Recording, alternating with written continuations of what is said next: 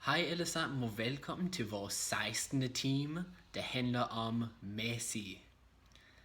As usual, I will speak in English for my explanations, and I will give you examples in Danish with subtitles in Danish as well. I hope the arrangement today is okay. We might have some lighting problems with the backlight here, but I tried to face the camera so that it's not too much of a problem. Also, short announcement, all of my example sentences have come from the official documents published by the Parliament of Europe. So I believe in Danish, Europaparlamentet. All of these documents, all of the example sentences are adapted from documents from the European Parliament. So hopefully we should see no ambiguity in meaning here, and there shouldn't be any confusing constructions because all of these sentences are official government Danish language documents. So they're real sentences that handle that concern a lot of different and interesting topics, and we can use them to illustrate the grammar point today as well. So let me explain first what Mæssig is. It is a suffix that you attach onto a Danish noun. And when you put this suffix at the end of a Danish noun, it turns the noun into either an adjective or an adverb, depending on how you want to use it in your sentence. And the meaning that it produces when it becomes an adjective or adverb, instead of just meaning a noun, it now means concerning the noun or related to the noun. The first example I will give you is the noun sundhed, which means health. And when we attach the suffix mæssig, you might think that we just go sundhedsmæssig, but we don't. We actually do sundhedsmæssig, okay? I wish I could tell you which nouns will always take an S before mæssig and which ones don't, but unfortunately I don't have a rule that applies in every situation. If there are any Danes watching this video who have an opinion, feel free to write a comment about that. But my advice to you for now is every time you learn a new noun and you attach mæssig, just memorize whether or not it takes an S before the suffix. Now, let's use this in a sentence to see how the suffix changes the meaning in the context of a larger sentence. For example, vi står med en sundhedsmæssig katastrofe af største kaliber. Vi står med en sundhedsmæssig katastrofe af største kaliber. Vi står med. This means we stand with, but it also means like we are facing. So we are facing a health-related catastrophe. En sundhedsmæssig katastrofe. Okay? So the catastrophe in this case is the noun that is being modified by the adjective sundhedsmæssig. So it's the catastrophe that is now health-related or concerning health. All right? And største kaliber means of the largest caliber, on the largest scale. So, hopefully this one makes sense, because we have a few more that we can try to illustrate the point. The second noun that I have for you is lov. And lov means permission or also law. So if we add mæssig to lov, we get lovmæssig, no S required for this example, and it changes the meaning from the noun law to the adjective concerning law, or in English we have another word called legal. So let's try using this one in a sentence as well. Regeringen skal indføre en lovmæssig mindsteløn. Regeringen skal indføre en lovmæssig mindsteløn. So regeringen, the government, Skal indføre will introduce or enforce a new law, basically, indføre. In lovmæssig, a legal or concerning legalness. Mindsteløn, minimum wage.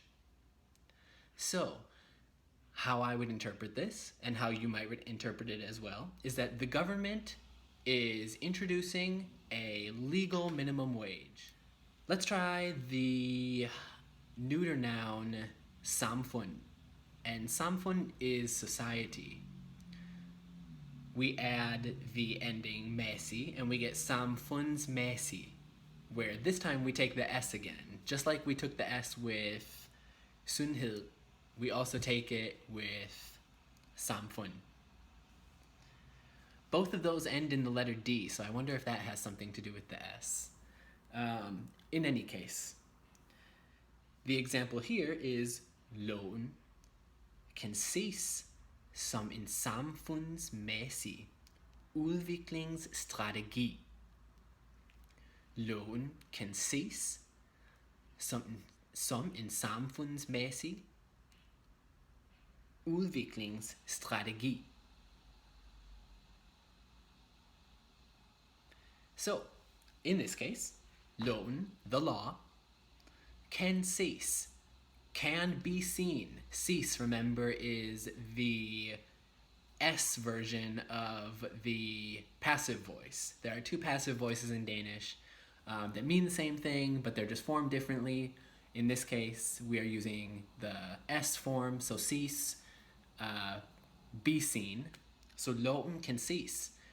The law can be seen or can be regarded as en samfundsmæssig udviklingsstrategi. So, en udviklingsstrategi, a development strategy. Okay? Development strategy. And that's the noun that is going to be affected by samfundsmæssig. Samfundsmæssig being concerning society or related to society.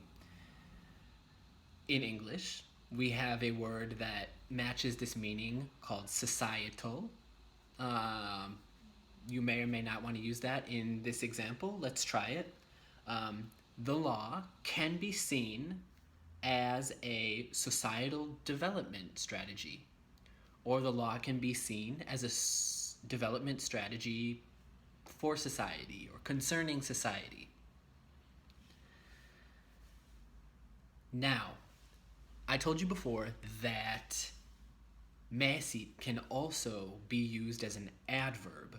So an adverb, instead of affecting a noun, affects a verb, right? In this case, well, I generally, when I use an adverb in Danish, add a T to the adjective form, because that's generally how you're supposed to do it. But there are certain pieces of writing that you'll see where even if you're using an adverb, they will not add the T to the adjective form. The author will not. So just be aware of that.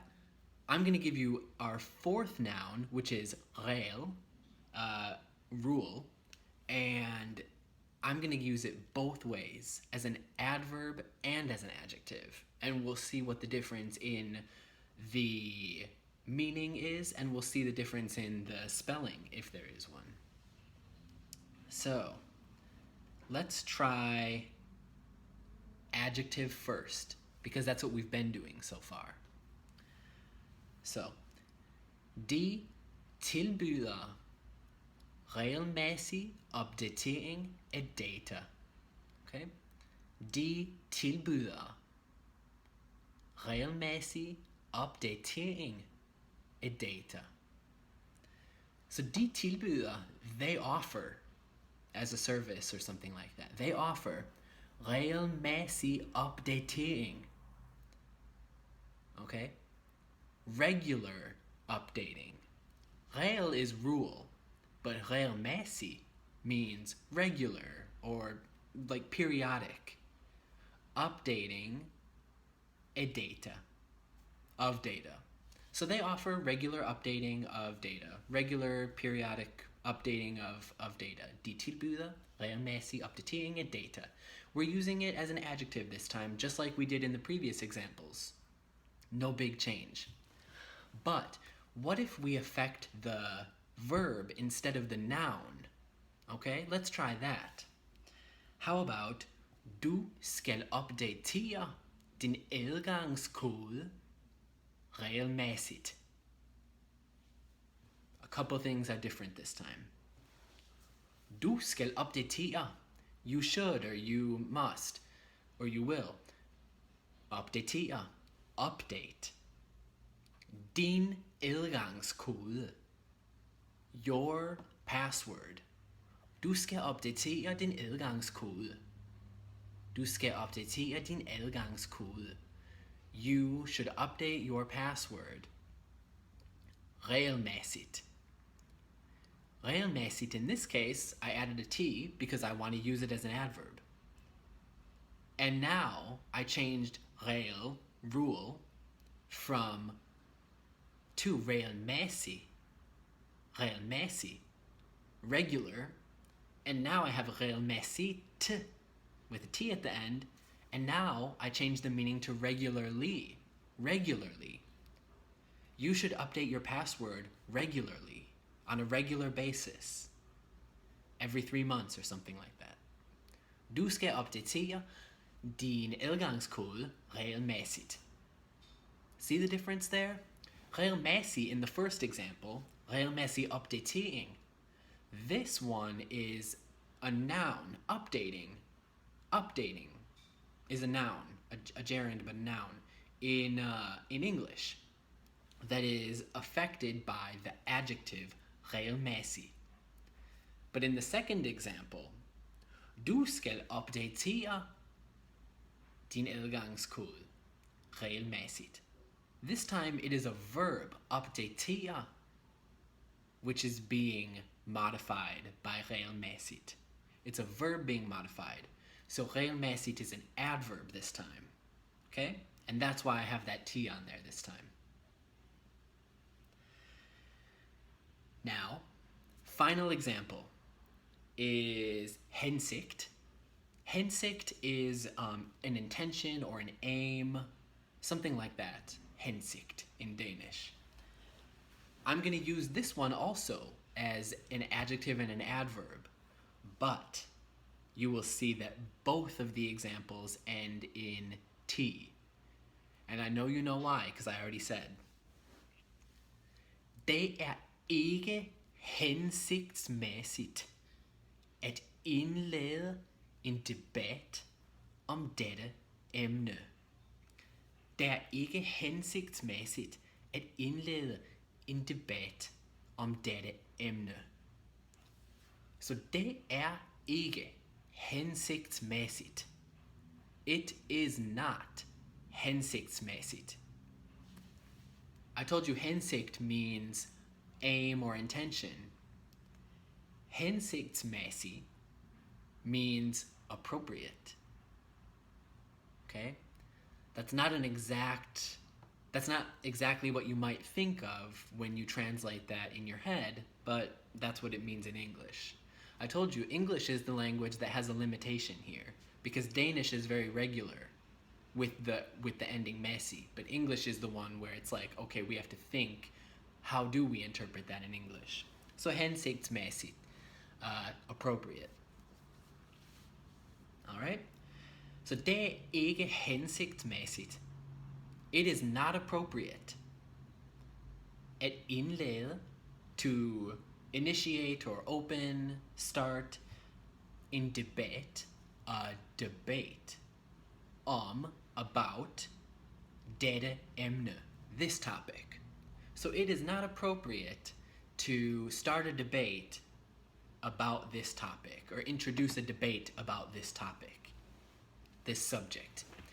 And I told you that hensigtsmæssigt ends in a T this time. Even though we're using it as an adjective, it is not appropriate. And the reason why we are using the T form here, even though it's an adjective, is because det is a neuter form. So we have to use the neuter adjective ending, which is the same as the adverb ending. It's the T at the end, okay? I hope that makes sense. So we used it in an adjective there, even though it ends with a T. Let's try it with an adverb, okay? Så vi vill reagera hensiktsmässigt när tiden kommer. Vi vill reagera hensiktsmässigt när tiden kommer. Vi vill reagera, react, hensiktsmässigt, appropriately, när tiden kommer, when the time comes. This time, hensiktsmässigt is not an adjective because it's not affecting a noun. It's affecting a verb, and that verb is reagera. Vi vill reagera hensiktsmässigt när tiden kommer. We will react appropriately. Adverb, när tiden kommer, when the time comes. Alright, those are my examples for you today. The video is getting a little bit long, so I will stop it now. Let me know if you have any questions. If you're Danish and you have comments about any of the content, please feel free to write those as well. They are very helpful for all of us, including, myself. So, tusind tak, og vi ses næste gang.